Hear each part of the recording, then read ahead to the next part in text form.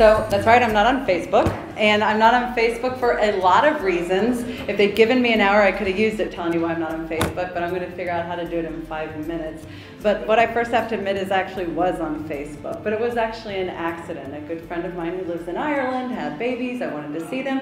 Oh, go to my Facebook page. So I kind of log in. Unbeknownst to me, I created a Facebook page for myself, and I figured this out when I started getting friend requests. But here's what was actually on my Facebook page. So I did not use it at all, but I still kind of had anxiety. I was getting these friend requests, and I didn't really know what to do with them, so I'm ignoring them. And I was actually really concerned that I was hurting people's feelings, like sisters-in-laws and things like this. And I was very, so I just didn't know what to do. Then I was just kind of pissed. I don't know how to make this page thing go away.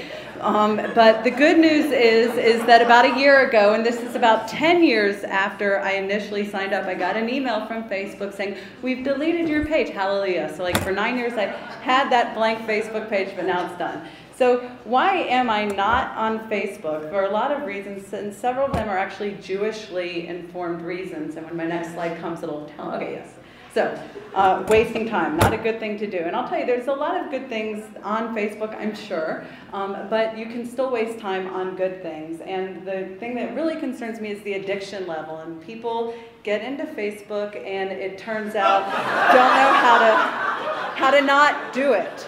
And it's not just my observations. I mean, there's literally studies about people who wake up in the middle of the night to check Facebook, and it's getting in the way of actually doing things that we need to be doing in our lives, and it's constantly, there's this pressure, and we don't need that pressure. So, and if I wanted to waste my time, I could find better ways to do it anyways. Another Jewish value that informs my non-interest in Facebook is humility. I don't know why everybody wants to know all this stuff about me. I don't want to know it about you. Don't take that personally, but just the level of detail and the frequency, I just can't handle it. And I'm kind of, you know, just the whole popularity contest, how many friends you have and things like that. And what I'm truly concerned about is about a generation growing up thinking that you should know this much and at this level of frequency about everybody in your life, and that everybody wants to know it about you. Like, what does that do to a generation of people? I'm not quite sure what to do with that, but not a big fan. Another value, I'll get my little ping that will remind me where I'm, yes, community. So, quality and quantity of friends is something that I really want to reflect on here. And I'm also concerned about the time that people give to their screens versus the people that are right there at their door, and the way that we can neglect and not have time. So I don't know about your lives, but I could add 10 friends on Facebook. I could go in my kitchen and make dinner and have people over, and I would like to do that. And I see it happened with my own friends, and quality versus quantity. You know, how many friends do you have, and that you're following, and that they're following you, and I don't know, maybe they are kind of imaginary friends.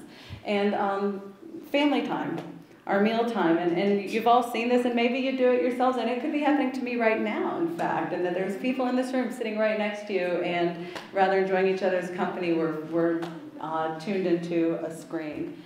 And lastly, most important to me is rest, and voluntary simplicity is a value very important to me. And in today's day and age, it seems like the status symbol is busyness. The more you have going on, the next thing you have to rush to, the number of emails you have, that says how successful you are.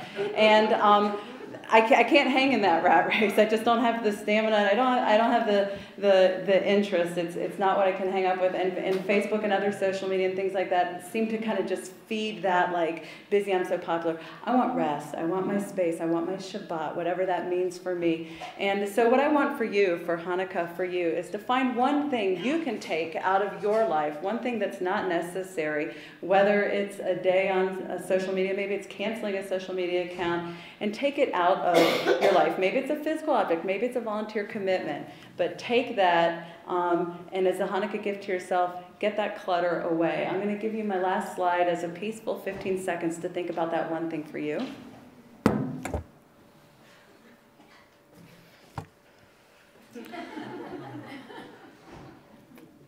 Happy Hanukkah.